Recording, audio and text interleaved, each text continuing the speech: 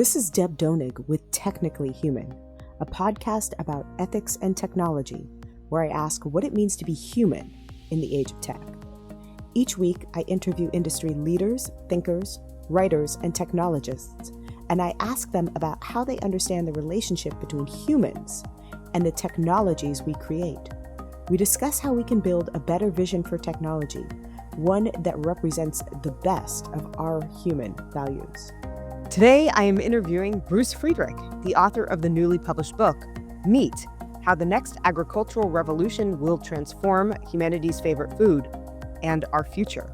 Bruce Friedrich is the president and founder of the Good Food Instiute, one of the leading think tanks working to make the global food system better for the planet, people, and animals. As an international network of organizations, they advance alternative proteins to help meet climate, global health, food security, and biodiversity goals. Bruce Friedrich serves as GFI's chief thought leader and relationship builder, working in close partnership with GFI's global teams and food system stakeholders around the world. Before founding the Good Food Instiute, he served as director of policy for 4 years at Farm Sanctuary. Prior to that, he worked at PETA for 15 years as head of public campaigns, leading many of the organization's highest profile and most memorable campaigns. Bruce has penned op-eds for the Wall Street Journal, Foreign Policy, Nature Food, Wired, and many other publications. He has represented GFI on the Ezra Klein Show, Making Sense, hosted by Sam Harris, the TED Radio Hour, the New Yorker Radio Hour, PBS News Radio Hour, and a variety of other podcast and TV programs. Bruce's TED Talk has been viewed almost 2.5 million times and has been translated into 30 languages. Nature featured Bruce's 2026 book, Meat, as one of its 5 best science picks, and Publishers Weekly selected Meat as one of the 10 best new releases in science writing. This packed account makes food science feel like an urgent and essential undertaking. The book has also received praise from Nobel laureate in economics Michael Kramer, primatologist Jane Goodall, and science fiction master Kim Stanley Robinson, among many others. Bruce graduated magna cum laude from Georgetown Law and also holds degrees from Johns Hopkins University, the London School of Economics, and Grinnell College. Hi, Bruce. Hey, Deb. So we're here to talk about your book today, and I want to get right at the heart of the provocation at its center, because I struggle with it a bit, I have to admit. I also come, as you do, as somebody who shares a lot of your background regarding non-human animal consumption. You've been vegan since 1987. For me, it's been about 15 years of veganism, or sometimes as close as I can get to it, vegetarianism. You spent 15 years at PETA and 4 at Farm Sanctuary, and yet I was kind of startled to see that the book explicitly refuses to tell anyone what to eat. It doesn't include a single recipe, and it does not make a case in the slightest for veganism on a moral ground or any other ground. For someone who spent a significant portion of his adult life working in the service of animal protection, what does it mean to you to write a book that deliberately sets the ethical argument aside? Yeah, I mean, thank you very much, Deb, and I'm excited to be chatting with you. I'm grateful for the invitation. Yeah, I mean, when I was thinking about what I wanted to communicate in the book, and as you know, I also started the Good Food Institute, and it's also the premise of starting the Good Food Institute. Both of them really build off of learning from what has worked with regard to energy transition. So the environmental community for many decades really focused on small is beautiful. So drive less, consume less, turn off your air conditioner. And all of those things are great. It's reasonable to encourage people to take personal responsibility, but they're not a solution to the harms of fossil fuels. So since forever, humanity has consumed more and more and more energy, more and more and more fossil fuels. That is the energy consumption going to happen into the future as long as we're not suffering another pandemic or other shock like that.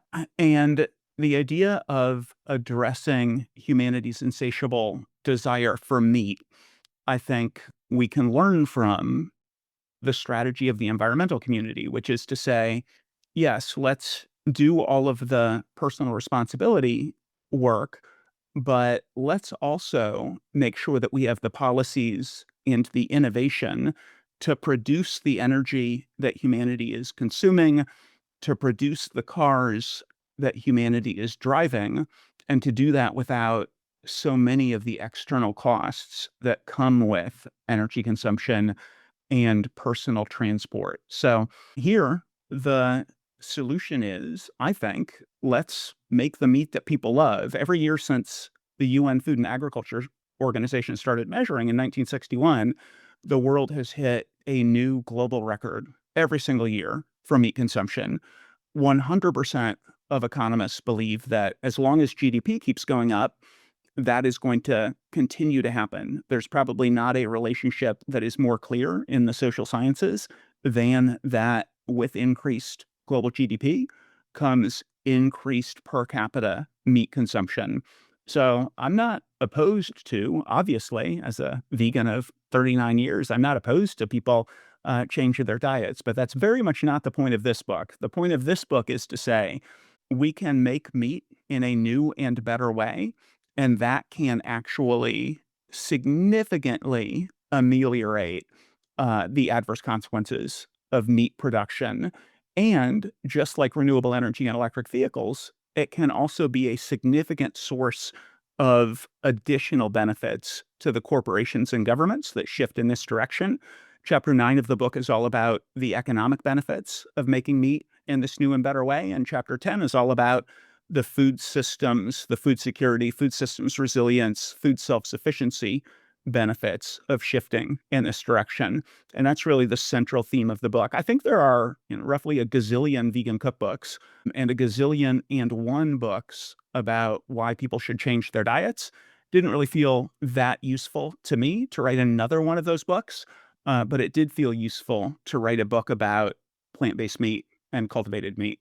One of the things that fascinates me about your career is that it almost reads like a case study in competing theories of social change. Because at PETA, the theory, as if I'm understanding it correctly, was essentially that if enough people understood what was happening inside industrial animal agriculture, moral concern would eventually translate into behavior.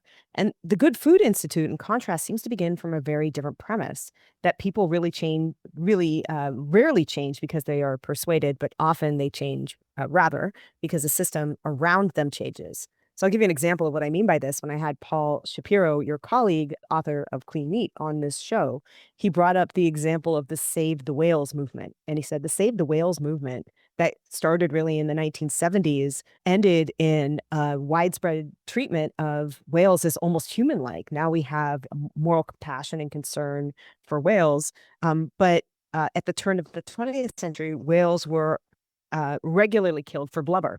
And he said what happened was not that people's moral concern for whales uh, grew organically, but rather what happened is that kerosene was invented. And that when kerosene was invented, it became economically feasible and in fact, cheaper and easier to harvest and to use than blubber was to harvest. And as a result of that, people shifted their blubber use to kerosene use. And subsequently, once the technology and the economy of that was in place, people were able to then develop a moral concern for whales.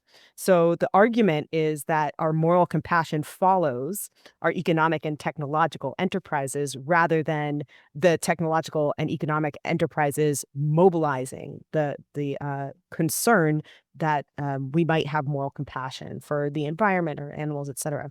This brings up a lot of interesting things, including the relationship between conservationism and techno-utopianism as a solution to lower environmental and moral concerns about the environment, and a whole lot of other questions. But I guess to sharpen it into a point, looking back across these two worlds and these two competing theories of change, what have you changed in your mind regarding how you believe social change actually happens?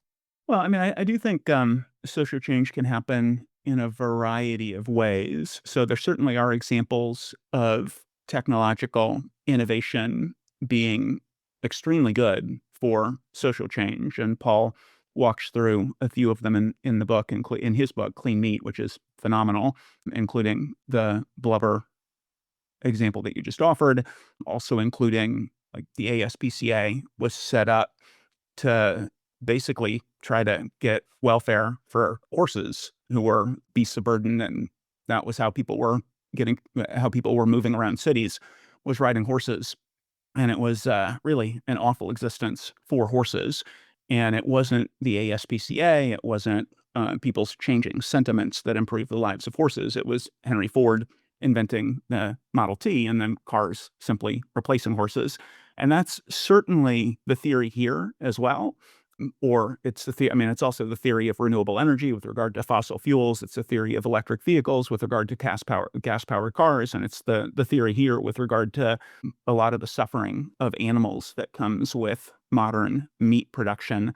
I guess I will, like just sort of one caveat. I do think moral concern does translate into behavior change, just not at the scale required. So I'm here, you're here because of moral concern. Paul is involved because of moral concern. The people who started most of, if not all of, the main plant-based and cultivated meat companies started those companies and also adapted their diets because of concern for either the environment or animals. So it's not that moral concern doesn't work at all, and moral concern is what influenced us to focus on innovation. So somewhat ironic, maybe. But what it's not going to do is change the trajectory. And this is really all of chapter 5 points out that people understand the health benefits of shifting in this direction. They understand the environmental consequences. They understand the animal protection consequences. And yet, again, meat consumption, even the US, the 5 highest years for per capita meat consumption are the most recent 5. So if what we want to do is actually end industrial animal farming in the same way that we want to end coal mining, if you're concerned about coal, the way to do that is to come up with something that gives consumers what they love about energy consumption in the case of coal, what they love about meat consumption in the case of meat, and that is to make products that are indistinguishable, but the same price or lower, and at least as nutritious and healthy. So that's the focus of GFI, and I don't know if that says a lot about, generally speaking, how social change actually happens, but it definitely, I put a stake in the ground that we need this tool in our toolkit, or meat consumption and all of its attendant harms are just going to go up and up and up. Well, I want to speak to both meat consumption going up and up and up, and also some of the efficacious arguments in the book that overtake the kind of moral questions that one might want to otherwise ask if one wasn't actually trying to change behavior en masse. Because I'm thinking back to when I had Paul on this show in 2022 to talk about clean meat, which had just come out at the time. He wrote it in 2018, and we spoke in a moment of tremendous excitement because back then VC venture capital was flooding into the space. Commercial launch felt close. I remember that a company called Wild Type was supposed to open up a restaurant in San Francisco at that time, serving lab-grown salmon. We were still waiting that opening. The tone was genuinely euphoric. I remember speaking to an investor in Singapore who was telling me that the Chinese middle class was growing and had an increasing desire for meat consumption in a way that would emulate Western diets. And as a result of that, and as a result of the Chinese government realizing that industrial farming wasn't going to supply that kind of demand, Chinese provinces had dedicated a lot of their financial commitments to developing lab-grown meat as well. It seems like a lot has happened since then. Several cultivated meat companies have folded or they scaled back dramatically. The company that I was really excited about, that was 3D printing steak, has gone almost belly up. You can check my stock portfolio to see just how belly up it went. And plant-based sales have really plateaued. Multiple states have, in addition to all of this, moved to ban lab-grown meat outright. This is kind of policies emanating, I think, from the top levels of government. You're making a optimistic case in a very different climate than the one that surrounded the last conversation I had with Paul.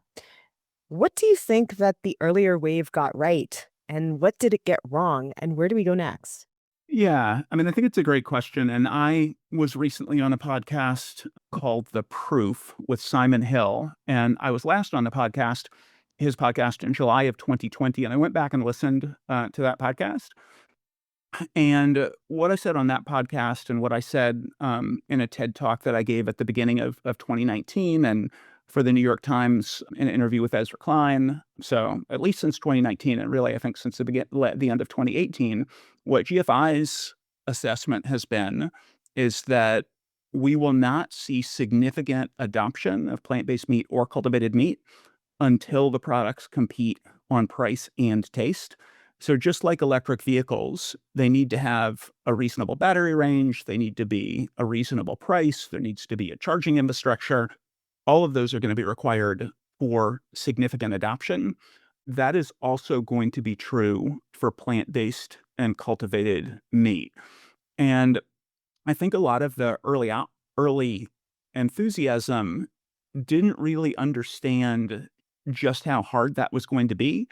Although I will say in my April 2019 TED Talk, my entire focus was we need governments to support plant-based and cultivated meat because scaling is going to be very, very difficult and expensive. Venture capital is not generally enthusiastic about putting a few $100 million into a factory. That's the kind of thing that governments can do to incentivize industries. So my quote to Ezra Klein was, if we leave this to the tender mercies of the private sector, we're going to have very few products and it's going to take a very long time. So I think that was true then. That is true now.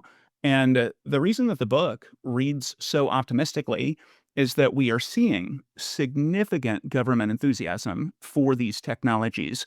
And it was funny listening to my chat with Simon Hill from July of 2020, because I said to him that our top priority is convincing governments that supporting especially research, open access research, and incentivizing scaling manufacturing infrastructure. That's GFI's number one goal as of July 2020. It's still our number one goal. And then to emphasize the point, I took way too long to say it's also our number 2 goal. It's also our number 3 goal. This is what we're focused on. And Simon said, well, how's it going? And my response was, we're optimistic. We're having good conversations. So 6 years ago, there weren't any governments funding in this space other than Singapore and Israel that were incentivizing their private sectors. Now, just 6 years later, we have more than 30 governments funding in this area. Of the 20 most active patent holders in the world over the last 5 years, China is absolutely dominating. They have 8 of the 20 most active patent holders. That is followed by Korea, the United States, and Israel, each of which have 3. The UK has put hundreds of millions of pounds in. Korea is leaning in, Japan is leaning in, Switzerland is leaning in. The US has put tens of millions of dollars into the sector, probably more like $150 million into the sector. And literally 6 years ago, it was 0 for all of these countries. So we're seeing the scientific ecosystem grow. We're seeing patent activity grow. We're seeing more and more conferences, more and more scientists. So I think there's a lot of room for optimism. I really appreciate the landscape that you've just laid out. And I wonder if I could push into it a little bit because you've given us a taste and a price parity argument, which is doing a lot of work, I think, in your framework to make the claim that essentially once alternative meat is indistinguishable from conventional meat and costs the same or less and is accessible in the same ways, adoption becomes more or less inevitable. But I still find myself wondering whether that undersells the cultural and identity dimensions of meat eating, including the way that it's tied to tradition. Increasingly, I see meat tied to the discourse of masculinity, where it has always been. I think the book, The Pornography of Meat, for really highlighting that for me. Hospitality, religious practice, and national identity. And I think that in many ways, the price parity argument also picks up on an inevitability, a reality of our economy, which is that meat production is highly subsidized by the government. None of us are really paying what meat costs to consume it because the government is supplementing farming to produce those things. And it's supplementing farming as a result of wanting to meet the demands of consumers who will pay a certain price point for it.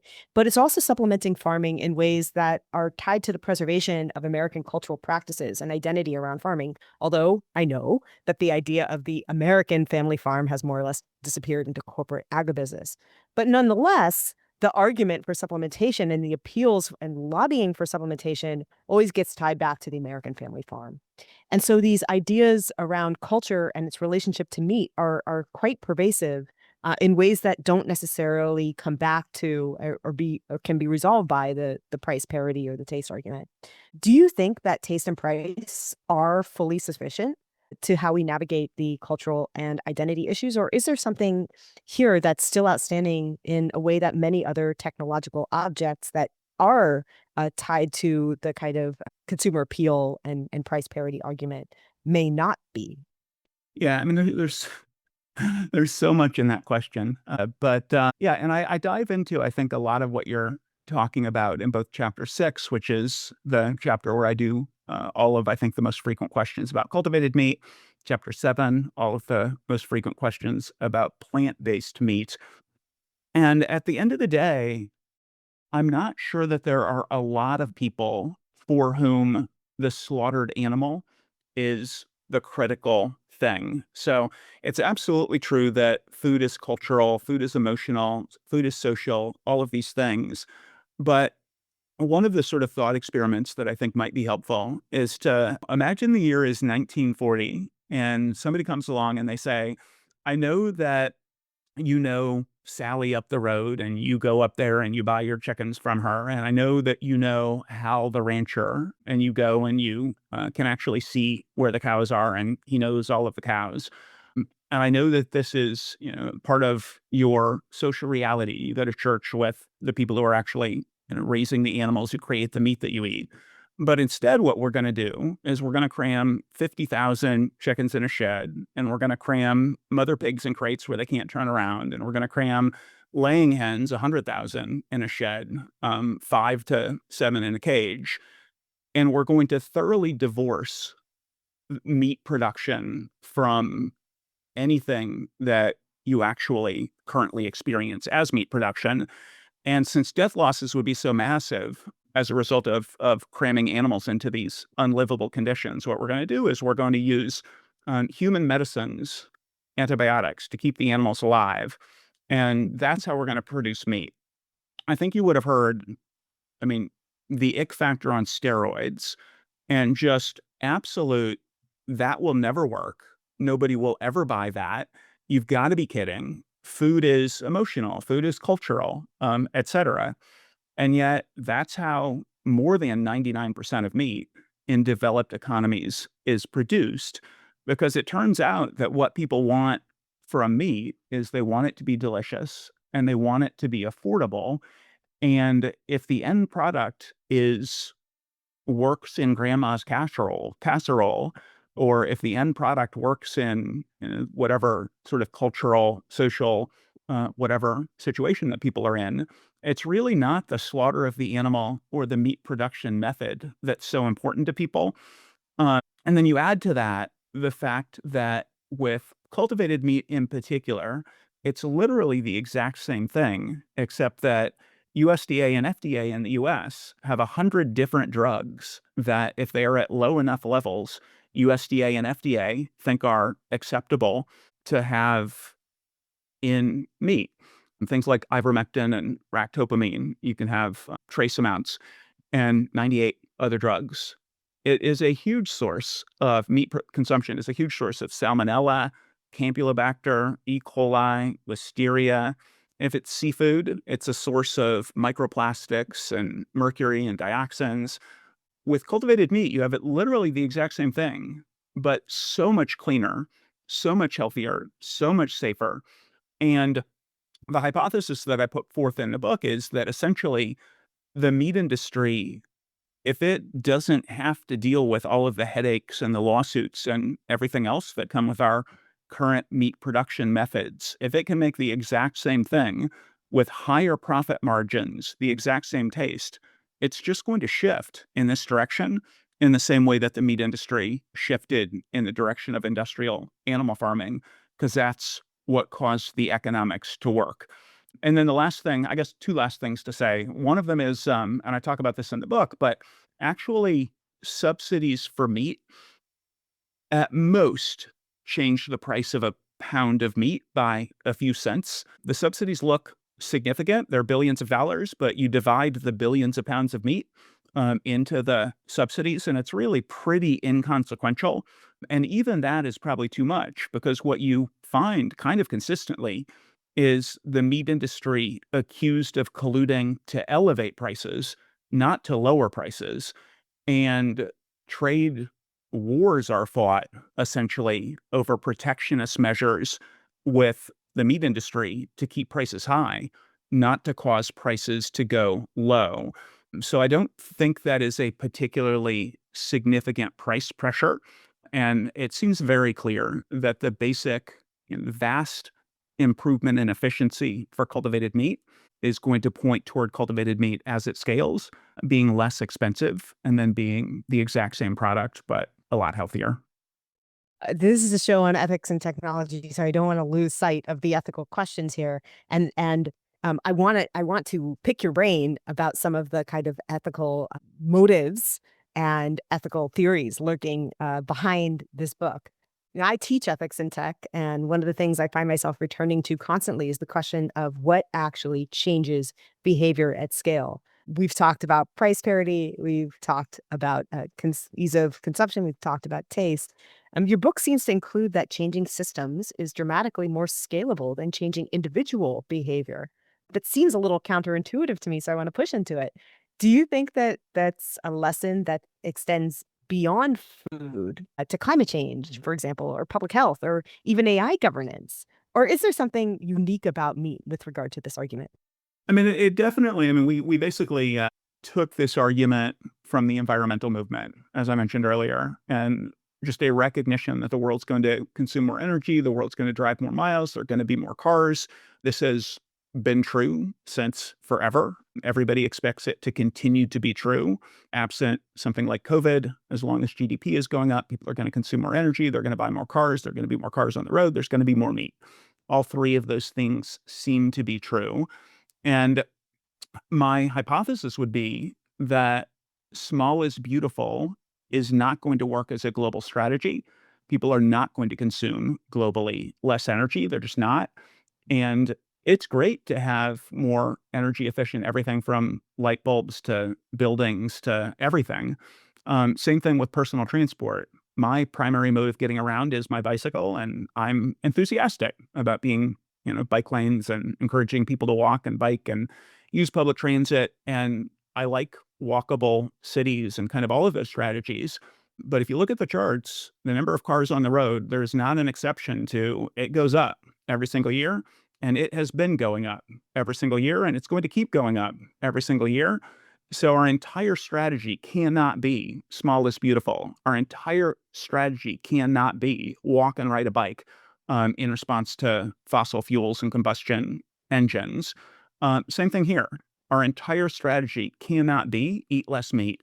We have very effectively argued the health benefits, argued the cruelty, argued the environmental harm. If somebody doesn't know, they don't want to know. So, and then the other thing I say in the book is that food choices for the vast majority of people, they just don't incorporate ethics. It's the bottom of Maslow's hierarchy of needs. It's physiological needs. Daniel Kahneman talks about systems one and systems two thinking. This is systems one thinking. It's click whir. And there are lots of studies to indicate that when people are making food choices, what they're interested in is basically it's our reptilian brain. What they're interested in is, will this, get me through a long, harsh winter? So they're looking for things that are calorically dense, and meat is calorically dense. And it has been designed through evolution to be really delicious and craveable. So I'm all for continuing to use the nudge interventions to decrease meat consumption in cafeterias and things like meatless Mondays and encouraging individuals to change their diets. But that is the strategy of the last 60 years. And meat consumption has skyrocketed over the last 60 years.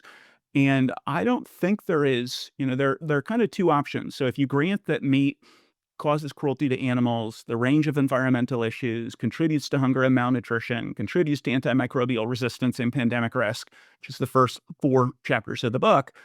And you also grant that the only two strategies anybody's looking at to deal with meat's inexorable rise are convince people to eat less of it and make it in this new and better way. And convince people to eat less of it is a strategy of the last many decades, during which time we have seen meat consumption skyrocket. We need this tool in the toolkit too. Not exclusively, but definitely it's absolutely necessary. Well, I wanted to ask about another kind of moral dimension in the book, which is effective altruism, which lurks quietly or maybe less quietly in the background of this book. And one way of reading the argument of the book is that it asks us to evaluate interventions not by how morally expressive they are, but how much suffering they actually ultimately effectively reduce. And for listeners, just to provide a brief definition of what I'm talking about in terms of effective altruism here, effective altruism, or EA as it sometimes is called, is a philosophical and social movement that is built around the idea that if you're trying to do good in the world, you should try to do it as effectively as possible, using evidence and reason to figure out which actions or donations or careers actually produce the most benefit per unit of effort or money. So effective altruism will tell us, don't go work in the soup kitchen if you are a lawyer with a law degree. Make money as a corporate attorney and then donate it to the homeless. Don't volunteer at an animal shelter while walking dogs if you're an engineer. Work at Google, then send the money that you make at Google to PETA or create massive tech infrastructure to channel campaigns.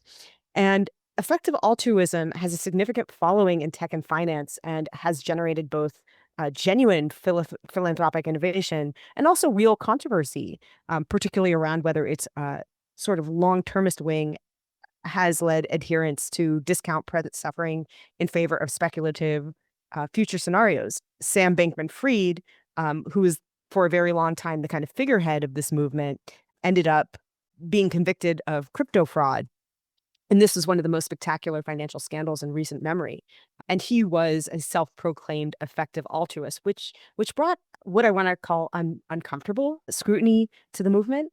The movement has also been critiqued for ignoring the relevance or importance of moral sympathy, of divorcing moral action and moral activity from the work itself, and then has brought up questions about what real ethics ultimately comes down to. So I guess my question is, with regard to effective altruism, how much has EA shaped your thinking on this issue?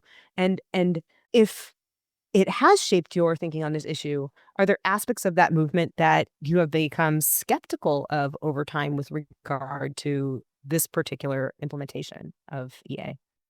Yeah, I mean, I think so the first thing to say is GFI is explicitly, we came out of the effective altruism movement. So I started working on GFI a little over 10 years ago. We hired our first half dozen staff 10 years ago this month. And it comes explicitly out of the idea of asking the question, if you've got this problem, what is the intervention that addresses the problem that can do so most cost effectively? And there's an observation that the vast majority of people, when they're thinking about their philanthropy, they really sort of think about, how much do I care about the cause? But there's not really a sort of consumer reports that is focused on charities. And it's really hard to know, both, if I'm going to give away $1,000, how can I do that most effectively? How can I have the most impact possible? And so effective altruism originally was really focused on saying, here are the greatest amounts of suffering in the world, because if you want your philanthropy to do the most good, focused on the areas where there is the most suffering. And then, how neglected are the things and how tractable are the solutions? Because you can tilt away at windmills if something like one of the examples is, a lot of people want to get rid of agricultural subsidies. And there are many thousands of hours and lawyers at environmental and other organizations who are working on trying to get rid of agricultural subsidies. And my observation is that every president since Ronald Reagan has wanted to get rid of agricultural subsidies, except maybe Donald Trump. It's a little unclear. But whether you're looking at the Center for American Progress on the far left, or you're looking at the Heritage Foundation and Cato Institute on the far right, for different reasons, they all want to get rid of agricultural subsidies. And those subsidies are not going anywhere. So why would you want to spend tens of thousands of dollars beating your head against a wall when the wall is not going to move? And yet a lot of organizations are doing precisely that. So effective altruism basically says, here are all of these billions of dollars that are going to charities. Let's figure out how that money could be most effectively spent. And let's look at the impact of the intervention. Let's look at the tractability of the intervention. Let's look at the neglectedness of the intervention. And it's the same, like most people spend more time, figuring out what car they're going to buy or even what toaster they're going to buy than how they're going to allocate their charitable contributions. So that's kind of the original challenge of effective altruism. And then sort of step two for charities is, when you have identified the problem, really spend some time evaluating what the most effective intervention is going to be to solve the problem. And then when you are a charity, operating charity, let's think about this in the same way that businesses would think about how they are going to make money. So the bottom line of most businesses is maximize profits. The bottom line of charities is maximum impact on the issue that you've identified. How do you do that? Well, you need measurement in the same way that businesses have measurement. So at GFI, from the very beginning, we've had KPIs, and we do 3 times a year. We reevaluate our KPIs, we reevaluate our programs, we figure out what's working, we figure out what's not working. We hold ourselves to a very high standard of impact, which most charities don't do, and which effective altruism challenges charities to actually do that sort of deep analysis and to stop doing things that aren't working and double down on things that are working and constantly be asking, how can we be as effective and impactful as possible? So that's really the heart of EA. And I will say there's a charity evaluator called Giving Green, which looks at climate and biodiversity charities. It was founded by a guy named Dan Stein. Dan is a London School of Economics trained economist, PhD in economics. He worked for about 15 years, first at the World Bank, evaluating global development, hunger, and malnutrition interventions. And then he went and worked as chief economist for an organization called ID Insight, which was doing that same sort of evaluation, both for governments, for development banks, including the World Bank. And it occurred to him that an awful lot of climate charity, climate philanthropy is going to things that either A, are very unlikely to work, so they're not tractable, or B, don't really have that much climate benefit, relatively speaking. And so he started Giving Green to evaluate climate and biodiversity charities. GFI, every year that we have been evaluated, so the last 5 years, have been one of their top 4 or 5 charities for climate impact. And that's on the basis of a deep dive analysis of our KPIs, of our leadership, of our strategic thinking, and kind of all aspects of how we spend our money. And I think having those sorts of charity evaluators and those sorts of deep dives, it's really useful for charities. It's really useful for philanthropists. And I think it's important. I want to shift to talk a little bit about the regulatory environment, because the FDA and USDA have both been deeply uncertain about how to classify and oversee cultivated meat. And in the meantime, we've seen real political backlash, with several states moving to ban lab-grown meat outright. I'm wondering what you make about that resistance, and what does it tell us that a technology that's framed as a solution to a public health, climate, food security, and animal welfare problem has become so politically polarized? I mean, I think it's less politically polarized than some people in the media have made it out to be. So I mean, we have a lot of Republican support in the United States. I guess I'll say 2 things. One is the U.S. isn't the whole world.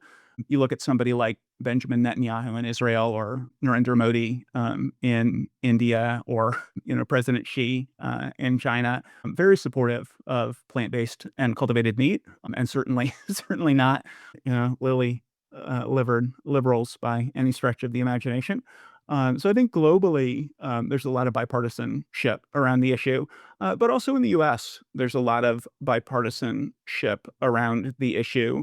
There are a lot of Republicans who are enthusiastic. 11 Republicans wrote to the director of national intelligence, and I tell this story in the book, and also the director of Homeland Security. And they said, look at what China is doing with their biotech industry. Look at what they're doing with biomanufacturing. Look in particular at the fact that they're leading on plant-based and cultivated meat. Imagine what happens if China incorporates protein into Belt and Road, what that would mean for access to rare earth minerals in the U.S. Also imagine China dominating global protein production, no longer being an outlet for U.S. soy, U.S. meat, et cetera. The U.S. needs to prioritize this. So I think, across the aisle, I spend a lot of time on this in both chapters 9 and chapter 10, whether Democrat or Republican, the idea of maximizing your national GDP, providing good jobs for people all across the country, things like food security, food systems resilience, those are all critically important issues. My first choice to write the foreword to the book is a woman named Caitlin Welsh. She worked in the Obama administration at the Department of State for about 5 years, then almost all of the first Trump administration at the National Security Council. She left to join what is a very centrist think tank. I think it used to be pretty center-right, and now it's just, I think, centrist because the world has moved. CSIS hasn't moved. But so she left to join the Center for Strategic and International Studies and launch their Global Food and Water Program. And she did write the foreword to the book. And I think she frames the bipartisanship of this issue extraordinarily well and basically argues this is a food and water security issue. It's a national security issue. And that is also, I think, one of the reasons that literally the first line of the book is, let me get one thing out of the way. I'm not here to tell anyone what to eat. So sort of where we started in this conversation, I think nanny state telling people what to eat, that can be culture worry. But for the most part, I think we've done a pretty good job of keeping this off culture war radars. And it's about consumer choice. It's about innovation. If you're in the United States, it's about American innovation. It's about food security, food systems resilience, innovation, all these sorts of things. It's not about, taking anybody's burger away. Yeah, I can't help in what you're saying hear the undertones of the need to get the story right to sell this in a certain way. So it's not just taste point and it's not just price point. It's telling the story in the way that the culture that you're speaking to wants to adopt it. And I'm just marveling at the tightrope that you have to walk here. A couple of years ago, I went to a conference on plant-based and lab-grown meat and clean energy. And I was surprised to find the conference titled the Reductitarian Conference. So I said, well, what happened to veganism? What happened to climate change? They said, no, we're moving toward the narrative of reductarianism because vegetarian or veganism is coded as either girly or coded as moralistic. Reductitarian seems more like the story that we want to tell. And in your case, the story also includes, and I feel the need to bring this up, the dimension and the role of disgust, because I think it's philosophically underexamined. What we might call, for lack of a better term, the ick factor or the visceral aversion that many people feel toward cultivated meat is real and it's documented. And personally, I find it kind of incredible that a culture that's so thoroughly willing to eat frankenfoods such as Doritos or Diet Coke. By the way, you could not pry those things from the cold, dead hands of some of the consumers who would have themselves up in arms about lab-grown meat. But these are the facts. Once, when I was advocating clean meat to someone who understands the biological context of meat in the lab-grown context production, he pointed out that for him, coming from a biochemistry background, this was essentially equivalent to eating tumors. I genuinely didn't know how to respond to that other than to say, well, it's not, because this is the production of cellular tissue that is genuinely different from tumors. But even I, at that stage, knowing what I know, my caveat is that I don't come from a biochemistry background, but I do know a lot about the production of clean meat on the context of food science. I still didn't know how to respond to that.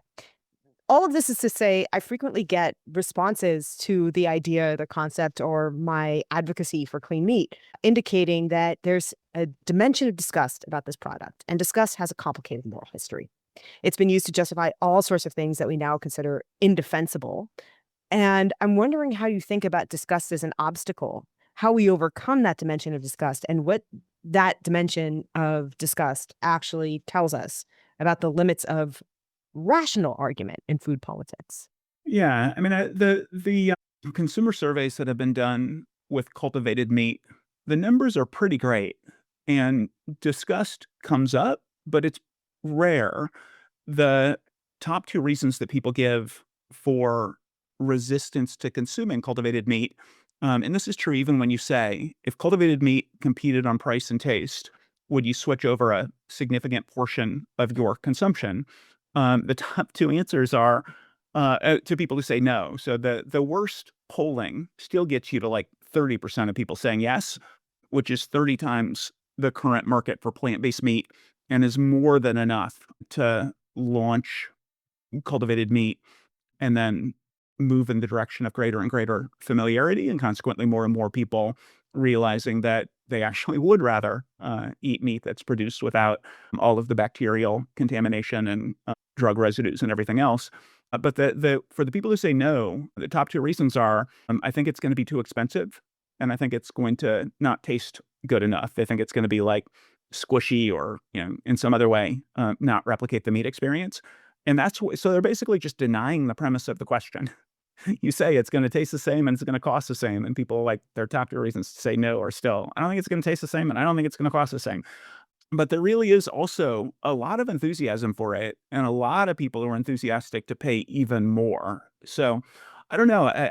I guess I'm not that worried about the ick factor. The other thing that the polling indicates, and I dive into this in chapter 6 of the book, the other thing the polling indicates is that it's the people who eat the most meat who are most enthusiastic about cultivated meat. And I do hear a lot of people who go, well, I'm not going to eat that. And they're inevitably vegans and vegetarians. And it's like, well, you already don't eat meat. Like, I don't care whether you want to eat this. It's not for you. It's for people who love meat. So I do think the ick factor is vastly overblown. And I guess the last thing I'll say is I'm on the board of a 501c4 called Food Solutions Action.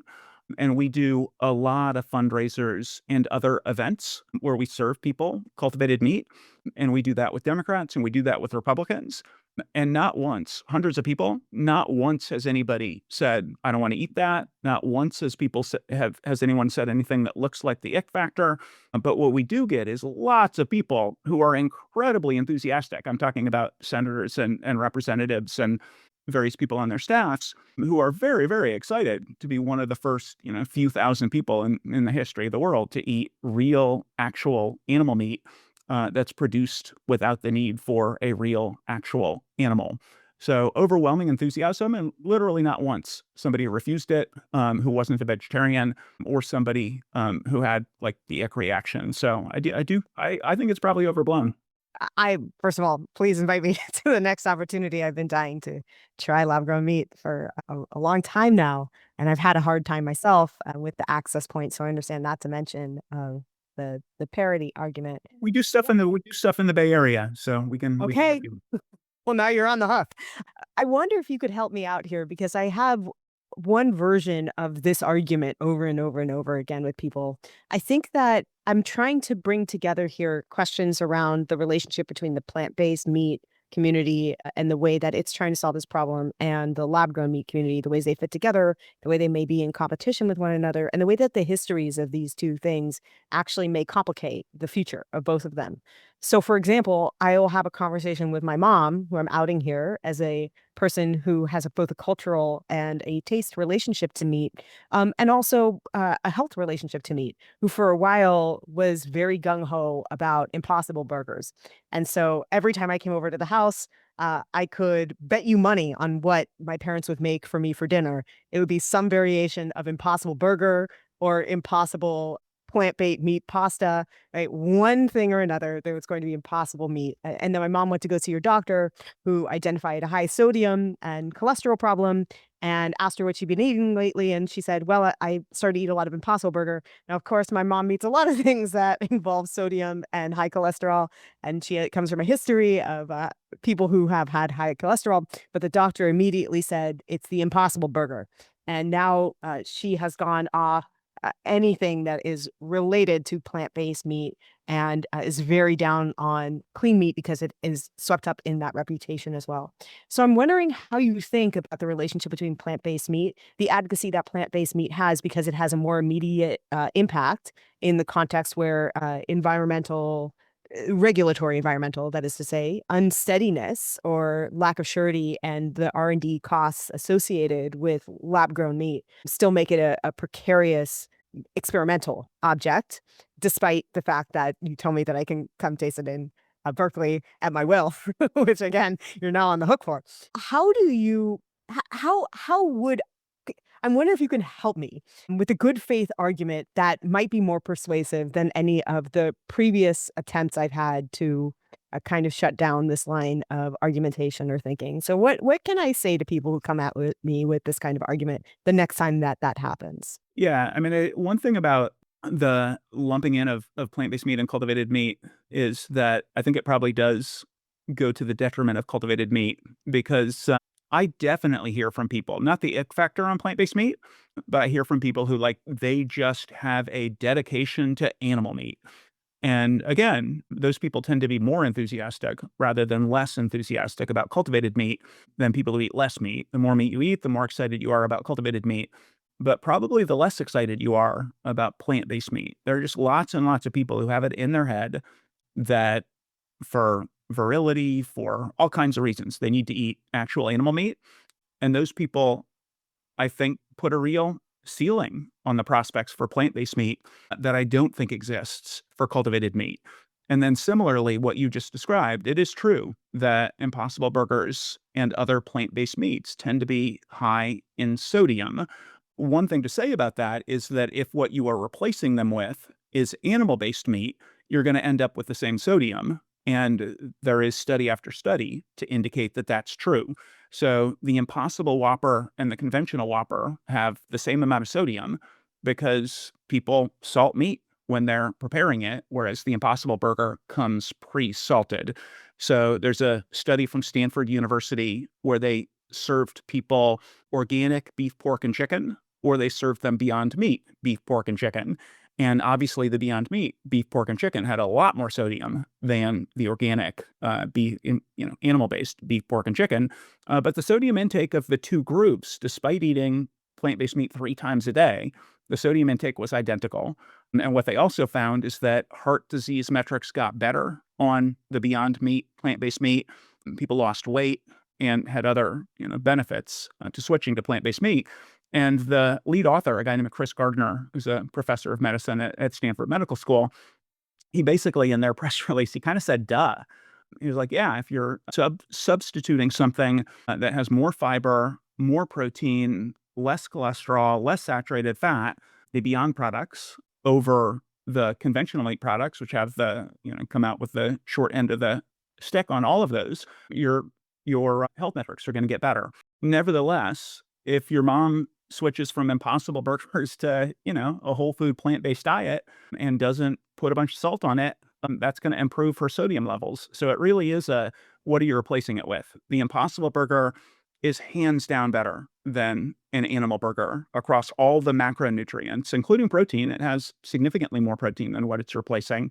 And all of the plant-based products, actually, that are most delicious to meat eaters, all of them have more protein than the product that they are replacing, even as they have less fat, less saturated fat, et cetera. The one thing where they fall down is sodium, but not in the end diet if you're replacing them with animal meat. I want to ask you something that I find myself thinking about my own work, which is, I've been at this now for 15 years and you've been at it for far longer, since 1987. And I'm thinking about what it actually costs to sustain commitment across decades on a problem that has not been solved. 1987 makes this almost 40 years for you. And the suffering that motivates you hasn't diminished. And by most measures, including the ones you've mentioned today, it's actually grown. And so I'm curious to bring together some of the moral questions that this show is centered on, how your different moral commitments, your Catholicism, your effective altruism commitments, and your veganism function together for you as a person, not as a philosophical system, but as a way of living with the weight of what you know. Yeah, I mean, I will say that, so I did adopt a vegan diet in 1987, but I was in college for a few years, and then I went and spent 6 years running a homeless shelter and the largest soup kitchen in Washington, DC. So shelter, it was a sanctuary shelter for families, and during that time, spent a lot of time in the DC school system and just really recognized how incredibly broken it was. That caused me, because it was a sanctuary shelter. We had a lot of people from El Salvador, Nicaragua, Guatemala, undocumented, and so a big part of what we were doing was helping them navigate sort of all of social services in the United States, including, the school system, and convincing them that the DC public schools wasn't gonna get them deported, or whatever, and, just how broken inner city education was, that broke my heart. So I went and did Teach for America, for a couple years in inner city Baltimore, and was seriously considering what it would look like to try to reform education, inner city education in particular. And this was before I adopted, like, this is before before effective altruism existed as a thing. But even at that point, I was thinking, like, how can I lead my life in a way that will do maximum good for, people who are suffering, was sort of what I was focused on at that point. And then I read a book called Christianity and the Rights of Animals by an Anglican theologian, named Andrew Lindsay, professor of theology at Oxford University. And he extended sort of my Catholic concern for suffering, to be inclusive of animals as well. And across all of it, really, the central question was, how can I do the most good possible? And I felt like I was doing a tremendous amount of good, when I was running the homeless shelter and the soup kitchen. Felt like I was doing a tremendous amount of good teaching in inner city Baltimore. I was actually teacher of the year for my school, my second year, which I was very proud of, but is also a real indictment of inner city education, that this kid with, no teaching degree, can be, teacher of the year for his school. And I guess the thing that really just consistently keeps me going is, progress. So I do think, again, like, the effective altruism commitment, and I think the Catholic commitment, to trying to make things better, and seeing progress consistently. So every person who you convince to eat less meat or no meat, like, I am really happy with my 39 years of veganism, but it's kind of interesting that in one conversation with somebody, if they also stop eating meat, like, that doubles the rest of my life as a vegetarian, just, like, doubles in that moment, which is kind of empowering.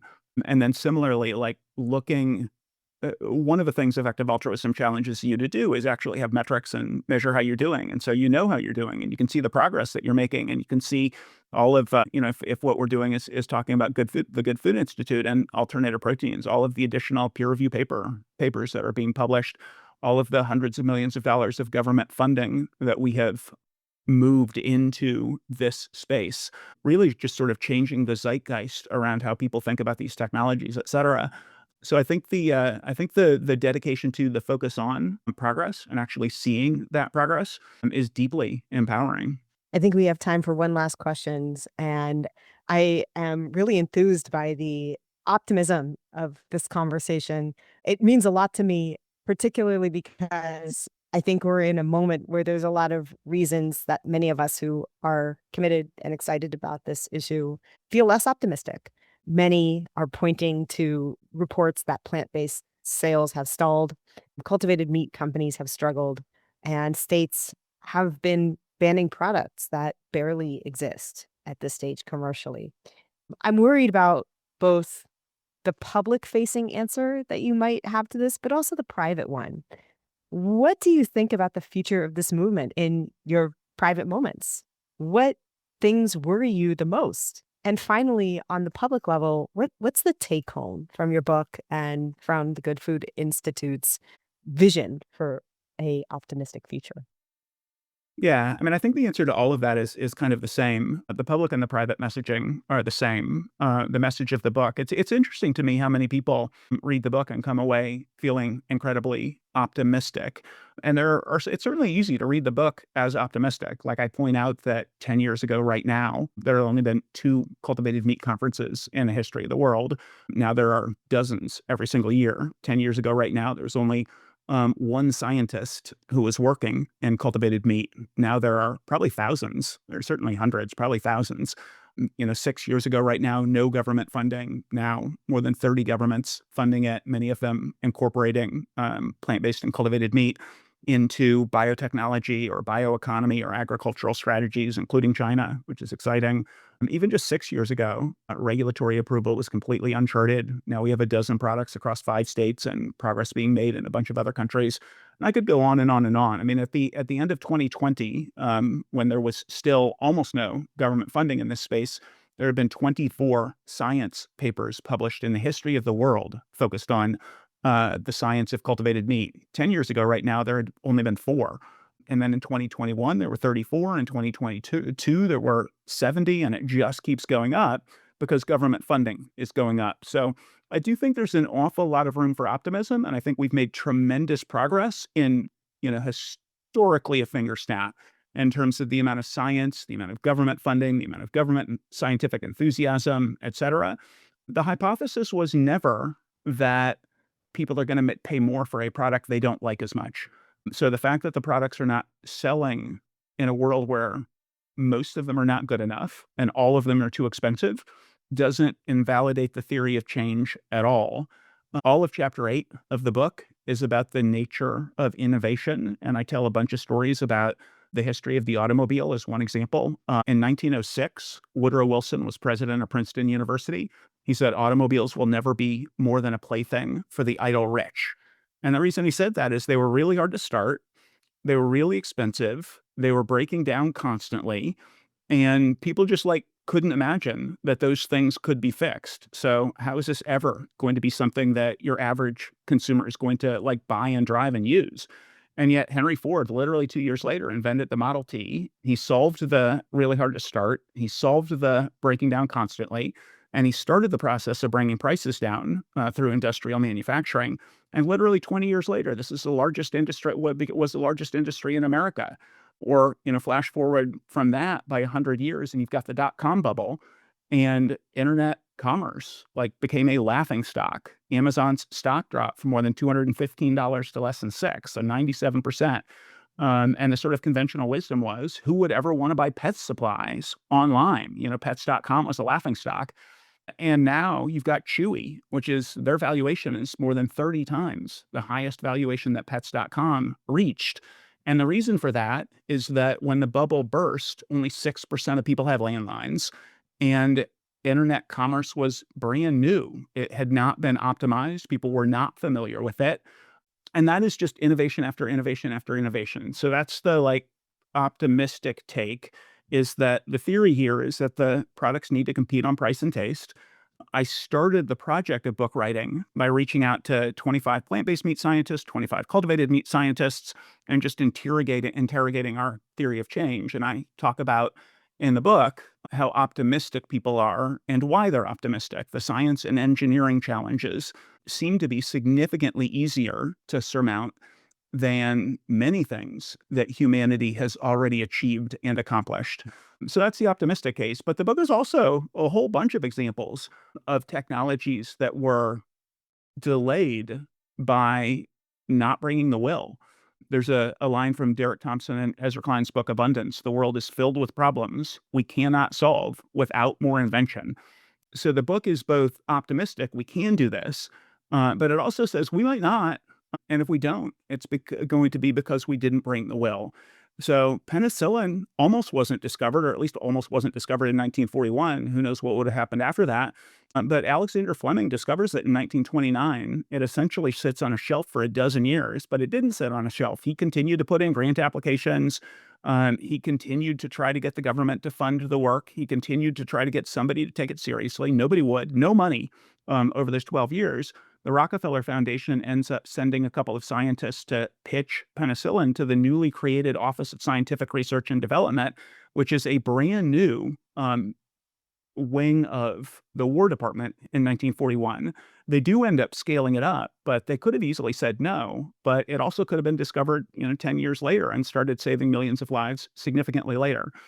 Similarly, the number of times the world walked away from solar, the number of times the world walked away from electric vehicles, the fact that the Human Genome Project almost didn't happen. The head of Stanford Genetics said it was a make work program for the Department of Energy. There are limitless examples like this, and probably, probably a gazillion we don't even know, of technologies that we haven't discovered yet because people were pessimistic about their chances. That could happen here. And so the book is essentially a plea to bring the will, essentially, and an observation that, chapter 1 is about hunger and malnutrition. That keeps getting worse if the pressures on land and crops that meat represents continue to go up, which is going to happen. Chapter 2 is the environment, things like biodiversity, deforestation, climate. Chapters 3 and 4 are antimicrobial resistance and pandemic risk. And all of those chapters basically make the point that there is not a plan B. All of the causes of all of these issues are getting worse and worse and worse. Plant-based meat and cultivated meat could be a huge part of solving or massively slashing all of those adverse consequences, but not if we don't make it happen. I'm optimistic, but it's not self-executing. And so the conclusion is basically a call to action with a lot of unsolicited career advice for ways that people can pitch in. So I guess, the stuff that keeps me up at night is, are we going to walk away?